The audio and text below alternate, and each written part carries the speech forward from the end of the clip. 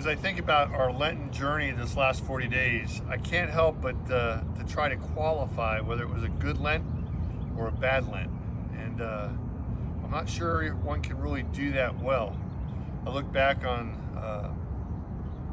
the Lenten times when some days I met my goals of fasting or abstinence, and other days I got overwhelmed by the demands of the day and didn't put up my whole heart into my prayers, or snuck a little sweet treat to when I was trying to abstain from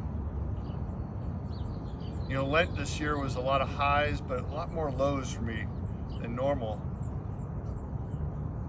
Just recently I found out that one of my colleagues' young wife died unexpectedly, leaving her 3 kids and her husband to deal with that grief and ask the age-old question of why so soon. Or the fact that we lost funding for a program that we had for the last 32 years, helping families here in East Tennessee that might be in crisis and trying to prevent child abuse. And now we're trying to figure out how do we pick up the pieces and continue to serve this community in need. Or we think back on our fundraisers this particular Lenten season. We had 2 main fundraisers, and neither one of them brought in the goals that we were hoping for. And I wonder to myself, were those highs or were they lows? Right? We pray that the soul of that young woman is with heaven, is in heaven with God. That would be the high.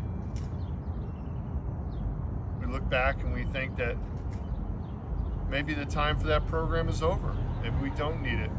Maybe we need to start looking at where we can put those resources someplace else.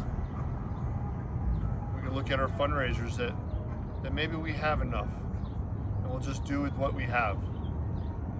And I think that's what the Lenten journey is all about. It's not so much trying to achieve anything, not getting something out of Lent, but rather what can we get from ourselves?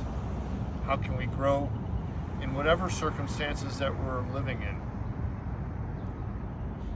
The prayer of the Stations of the Cross is, "We adore you, O Christ, and we praise you, because by your holy cross you have redeemed the world." And the cross doesn't have the final say.